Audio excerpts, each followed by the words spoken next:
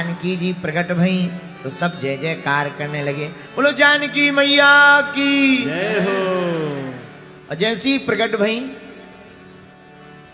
बाल्यकाल में ही आंगन को बुहारा, आंगन को लीपा बुहारा, तो जो भगवान शंकर का धनुष था वो बाएं हाथ से उठाकर एक तरफ रख दिया और बुहार करके पुनः धनुष को वहीं पर रख दिया। महाराज जनक ने अपनी आंखों से देखा तो चौंक गए। क्यों? क्योंकि ये तो कोई साधारण शक्ति नहीं है, लगता है परब्रह्म परमात्मा को पाने का यही सहारा है, साक्षात भक्ति ही बेटी बनकर के हमारे घर पर प्रकट हुई हो। भगवान शंकर का वो धनुष जिसे बड़े बड़े राजा बलवान रावण जैसे सहस्त्रबाहु जैसे उठा नहीं पाए, डिगा नहीं पाए, टिका नहीं पाए, पर धन्य है श्री जानकी माता। जानकी माता ने अपने बाएं हाथ से उस धनुष को उठाकर एक तरफ रख दिया। धनुष क्या है? धनुष है अभिमान, और अभिमान के धनुष को भक्ति ही एक तरफ हटा सकती है। हमारे आपके अंदर भी कई बार अभिमान आ जाता है। बहुत से लोग ऐसे हैं जिनके अंदर अभिमान आ जाता है, गुरु का अभिमान, भक्ति का अभिमान, रूप का अभिमान, ज्ञान का अभिमान, धन का अभिमान, शक्ति का अभिमान। जब सिर पर चढ़ जाता है तो सब बेकार हो जाता है। लेकिन मेरे पागलों, जब कोई भक्त और भक्ति में पड़ जाता है तो भैया उसका अभिमान चकनाचूर हो जाता है। एक संत कहते हैं, अहम की अकड़ ज्यादा चल नहीं सकती, मौत की घड़ी कभी टल नहीं सकती, लूट कर दौलत भले ही जमा कर लो पर पाप की कमाई कभी फल नहीं सकती। और आदमी सबसे ज्यादा हैरान है अभिमान से। इस पूरी दुनिया में जितनी भी लड़ाई होती है ईगो के चक्कर में। उन्होंने हमें ऐसा कहा, हमें जानते नहीं, ठटरी के बरे। तुम्हारे जैसे हजारों आए और चले जाएंगे, हमारे जैसे हजारों आए और चले जाएंगे। इसलिए मेरे नेपाल के पागलों, अभिमान में नहीं भगवान के स्वाभिमान में जीना चाहिए। गुरु के स्वाभिमान में, संतों के स्वाभिमान में। देखो, झुकते वही हैं जिसमें जान होती है, अकड़ तो एक मुर्दे की पहचान होती है। अभिमान वो जहर है, जिसको ये जहर लग गया उसका विनाश हो गया। बोलो जय सिया राम। रावण है, रावण को देख लो, रावण जैसा बलवान 10-10 खोपड़ी का मालक, अपने तो एक है, उसके तो 10 सिर। अच्छा, जिसके 10 खोपड़ी हो उसे अभिमान क्यों ना हो।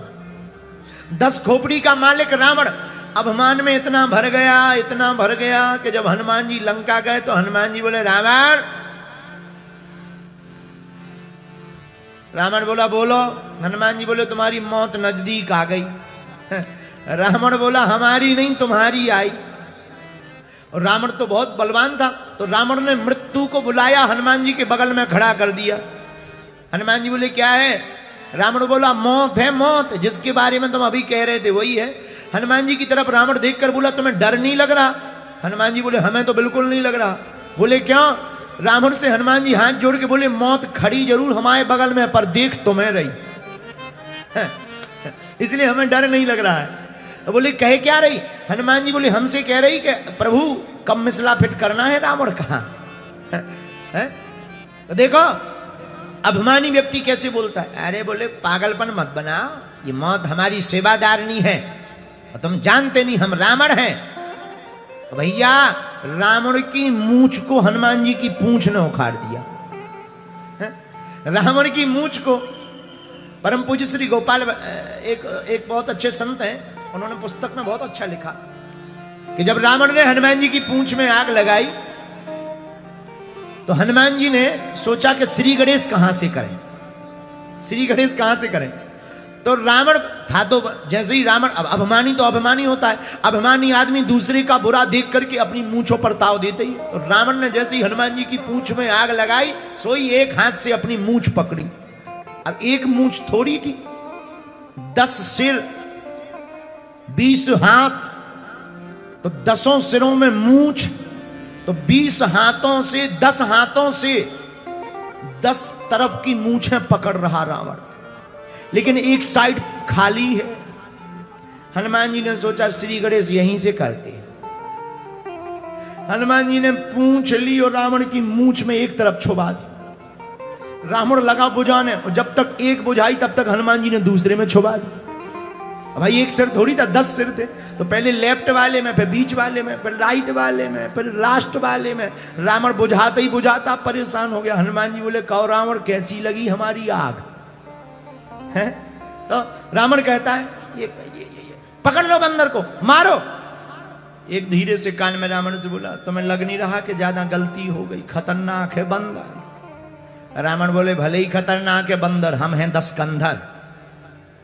और अभिमानियों का फिर यही हाल होता है कि जब पूरी लंका नाश हो गई तब रावण को समझ में आया कि भूल हो गई, और मरते मरते भी वो मर गया पर अभिमान नहीं छोड़ा। उसका परिणाम ये हो गया कि उसका समूल वंश नाश हो गया। इसलिए नेपाल के पागलों, हम तुमसे यही प्रार्थना करेंगे, हमें अभिमान में नहीं भगवान के स्वाभिमान में जीना चाहिए। वरना रावण जैसे बड़े समृद्धशाली राजा नहीं बचे। हम आप किस गिनती में हैं? तो माता जानकी जी ने बाएं हाथ से धनुष को एक तरफ कर दिया। क्यों?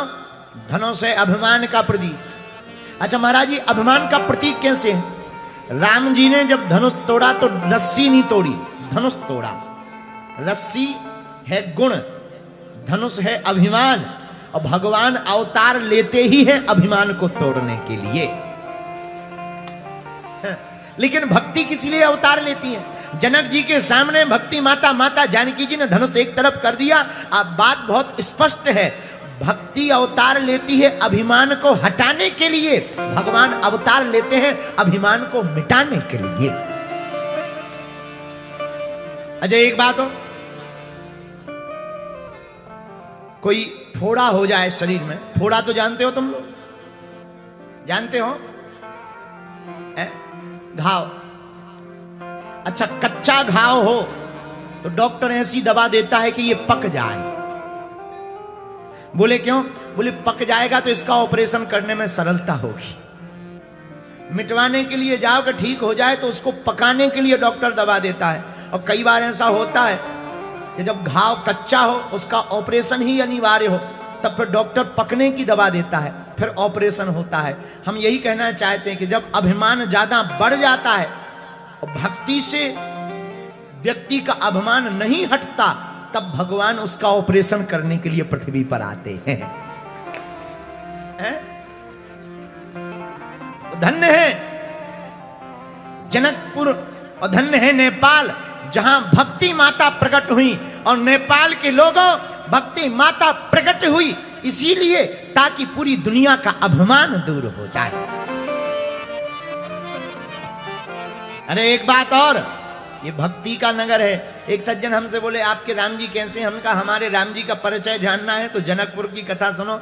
जनकपुर में राम जी आए तो ऊपर नहीं देख रहे, नीचे देख रहे। तो एक जनकपुर के महंत संत थे, वो कहते थे, देखो ये वो नगर है जहां भगवान को भी गालियां दी जाती हैं। नेपाल वाले तो बड़े भाग्यशाली हैं, आप लोगों को तो गिफ्ट में भाग्य सौभाग्य मिला है कि भगवान को आप वो चढ़ाते हो, लोग फल चढ़ाते, कोई कपड़ा चढ़ाता, कोई वस्त्र, आप गालियां। ये आपका सौभाग्य है, ये आपका भाग्य है। क्यों? क्यों? क्योंकि प्रभु आपके पहुना है, रघुनाथ जी आपके पाहुने हैं। कितना अच्छा सौभाग्य, कितना अच्छा संबंध है। अरे बता द बबुआ, अरे राम जी से पूछे, अरे राम जी से पूछे जनकपुर की नारी, बता द बबुआ लोगवा देते काहे गारी, बता दो बबुआ लोगवा देते काहे गारी, बता दो। धन्य है आप लोग, आप तो प्रभु को भी, प्रभु से ऐसा संबंध है आपका, राम से। इस नाते के नाते का क्या कहना, इस नाते से बड़ा कोई और नाता नहीं है। जनकपुर के वासी का सौभाग्य का क्या कहना, श्री जानकी इनकी लागे बहना।